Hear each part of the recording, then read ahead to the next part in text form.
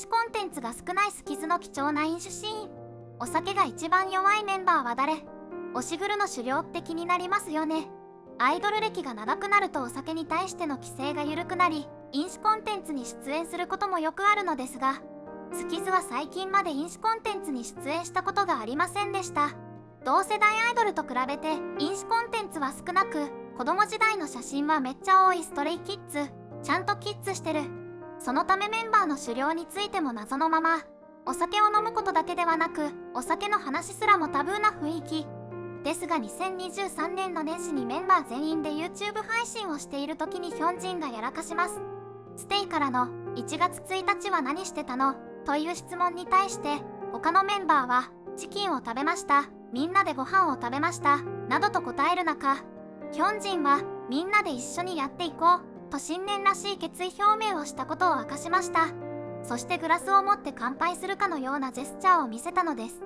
そのままスルーしたらよかったのですが、ジェスチャーをした当の本人は大焦り。すぐにコーラでと補足をしました。ステイにはもうバレてるよ、絶対お酒でしょと受け、焦った反応をしたことによってよりごまかしてしまった感が強くなりました。さすがパボラチャ隊長のヒョンジンさん。年始を一緒に過ごすほど仲の良いスキズは、カムバ前にもらった休暇でメンバー全員で国内旅行に行ったそう。その時にバンちゃんが撮ったメンバーの集合写真がツッコミどころ満載だとステイの間で話題になっていました。バンちゃんが写真を撮るよと声をかけるとこちらの写真が撮れたようです。あれ？なんかテンションおかしくない？明け方までみんなで集まっていたようで、写真からも伝わる異常なテンションの高さから、ステイからはお酒を飲んでいたのではないかという説が浮上。ヒョンジンはこの写真を撮られた記憶がないんだとか、もし本当にお酒を飲んでいたのだとしたら相当酔っ払ってたと思われます。そしてハンが手に持っている飲み物が二日酔いに効くと言われている飲み物だったため、より飲酒説が濃厚に。もう一つステイが注目したのが、後ろでロックンローラーのようなポーズをしているスンミン。この写真に写っているスンミンがいつものアイドルスンミンとは違いすぎて、韓国のステイからは世界で初めて土から歩いてきたジャガイモと言われていました。ネーミングセンスが面白すぎる。この呼び名はスンミン本人にも届いており、アイエンからはたまにヒョンがジャガイモに見える時があるといじられていました。その後の YouTube コンテンツでは、すっぴんで映るスンミンに対して字幕がジャガイモとなっており、運営からもジャガイモだと認知されるスンミンでした。飲酒に関して厳しく取り締まっていたスキズですが、去年配信された YouTube コンテンツで初めて飲酒シーンを公開しました。やっと公開された飲酒シーンにステイは大歓喜。いつでもマンネオントップなスキズなので、アイエンの乾杯の温度で始まります。そして飲酒シーンだけでなくメンバーが酔っ払った時の特徴まで公開されたんです。こんなに一気にお酒に関する情報を教えてくるなんて、運営様々です。バンちゃんは酔っ払うと整理整頓をするタイプなんだそう。リノはお酒よりもおつまみが重要なタイプで、チャンビンはビールはすぐにお腹が満たされるから嫌いなんだとか。メンバー一の食いしん坊なチャンビンらしい理由ですよね。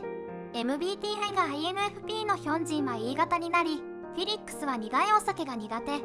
スンミンは生ビールと共に話すトークが好きなタイプで、末っ子のアイエンは酔ったらすぐに寝るタイプなんだそう。なんとハンはあまりお酒が得意ではないようで、酒量一口。しかし、チョコ牛乳、アイスアメリカーノ、炭酸飲料は無制限という事実が発覚。やっぱり甘いものが好きなハンジソン可愛すぎる。一生このままでいてほしい。ちなみに一時期 X を騒がせたハンの好きなチョコパン大調査の結果報告はこちらで、スキズはこの初公開の飲酒シーンの後もキャンプをする YouTube コンテンツでお酒を飲んでいました。前回より飲んでいるお酒のサイズが大きくなっていたので、普段から飲んでいるメンバーが多いのかもしれません。一度飲酒シーンが公開されたので、これからどんどんスキズの飲酒コンテンツが増えていきそうですね。ここでスキズが初公開した飲酒シーンと、そこでヒョンジンの浮気の基準が厳しかった件についても振り返ってみましょう。スキズコードで X とチルの歌詞を見ながら、どちらが悪い男なのかについて討論するという企画。X は別れた恋人について、チルはお互いに気持ちが冷めきった恋人についての歌で、